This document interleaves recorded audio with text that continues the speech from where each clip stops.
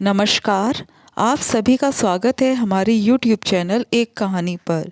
दोस्तों, आज हम लेकर आए हैं एक नई कहानी, पर उससे पहले प्लीज़ हमारे चैनल को सब्सक्राइब कीजिए। निधि, तुम भी कहाँ ज़रा सी बात लेकर बैठ गई। कम से कम तुम तो समझो। अगर मैं ऐसा ना कहता तो लोग मुझे जोरू का गुलाम नहीं समझने लग जाते। आखिर मुझे भी तो परिवार के सामने अपना सम्मान बनाए रखना है। अरविंद निधि को बात समझाते हुए बोला। ये एक ऐसा सम्मान है अरविंद, जो मेरा अपमान करने के बाद मिलता है। मेरे सम्मान की जिम्मेदारी किसकी है फिर? कितनी घटिया सोच है तुम्हारी। अपने सम्मान के लिए मेरा अपमान कर रहे हो। निधि अरविंद की बात का जवाब देते हुए बोली। यार, तुम औरतों की यही तो समस्या है। छोटी सी बात को रबर की तरह खींचकर लंबा कर देती हो। ऐसा क्या कह दिया मैंने? सिर्फ इतना ही तो कहा था कि बिना मेरी इजाज़त के घर के बाहर कदम नहीं रखोगी। पति होने के नाते क्या मैं तुमसे इतना सा भी नहीं कह सकता? अरविंद अपनी बात को सही ठहराते हुए बोला। अच्छा, सिर्फ इतना ही कहा था? निधि ने प्रश्न भरी नज़रों से अरविंद की तरफ देखा, पर निधि को जवाब देने की जगह वो दूसरी तरफ मुंह करके सो गया। इस बार अरविंद निधि को जवाब देने के मूड में नहीं था, क्योंकि वो जानता था कि वो गलत था। लेकिन निधि, उसकी आंखों से तो नींद कोसों दूर थी। कितनी बुरी तरह से लताड़ा था अरविंद ने उसे, जैसे उसका कोई अस्तित्व ही ना हो।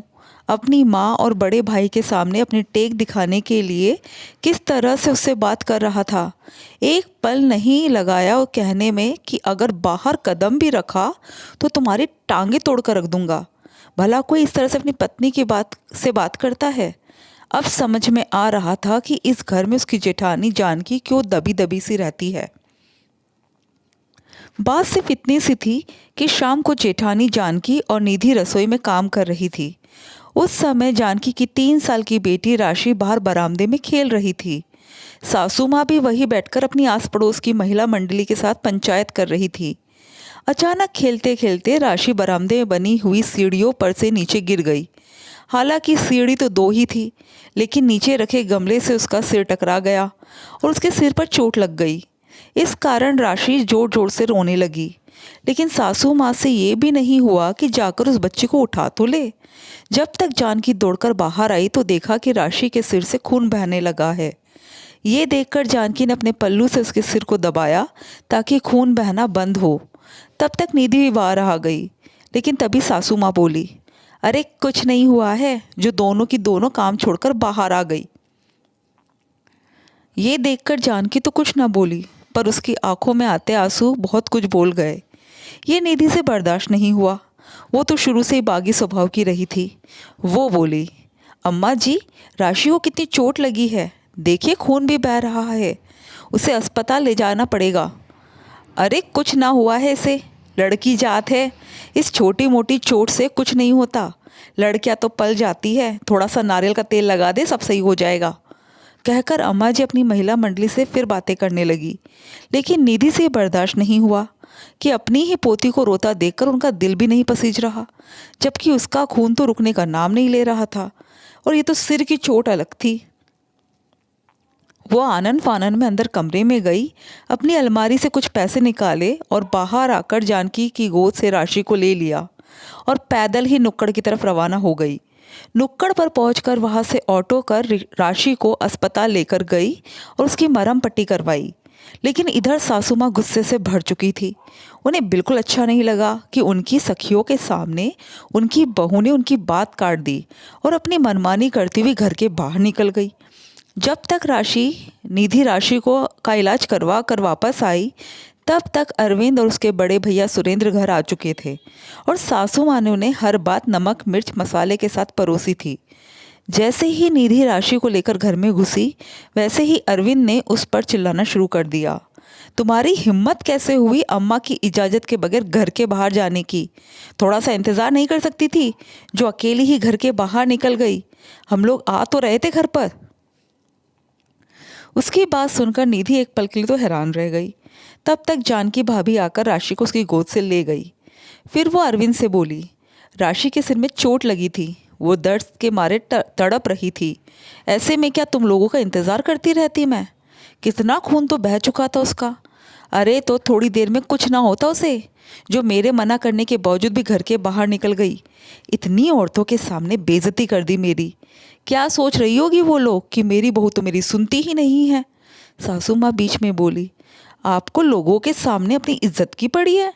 आप राशि की दादी है, मेरी जगह राशि को लेकर तो आपको भागना चाहिए था, लेकिन आप तो। बस करो तुम, बराबर अम्मा को जवाब दिए जा रही हो। खबरदार मेरी इजाज़त के बाद बगैर तुम इस घर के बाहर कदम रखा तो टांगे तोड़कर रख दूंगा तुम्हारी, औकात में रहना। अचानक अरविंद जोर से चिल्लाया। निधि हक्की बक्की से उसे देखती रह गई। अरविंद का ये रूप तो शादी के 3 महीने में कभी उसने देखा नहीं था।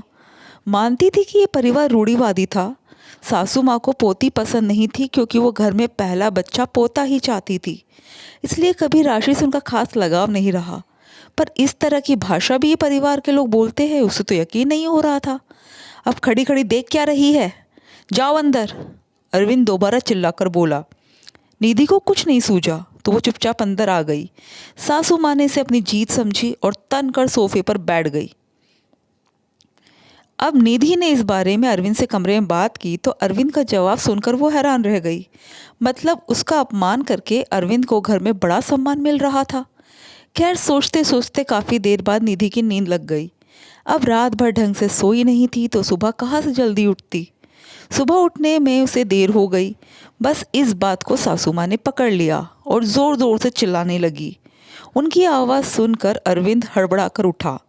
निधि को पास में सोता देखकर उसे झकझोर कर उठा दिया। अरे जल्दी उठो, अभी तक सो रही हो।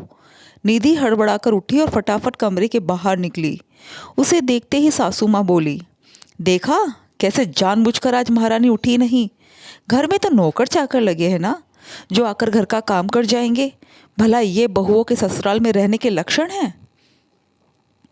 निधि को गुस्सा तो आ रहा था, पर जवाब न देकर वो रसोई में जाने लगी। सिर दर्द तो वैसे भी हो रहा था, सोचा पहले चाय बनाकर पी ले। तभी अरविंद भी बाहर निकलकर आ गया। उसे देखकर सासू माँ ने अपनी आवाज़ ऊंची करते हुए कहा, देख ले अरविंद, तेरी बीवी के लक्षण। यह सास बोले जा रही है, पर ऐसा नहीं कि उसे जवाब तो दे दे।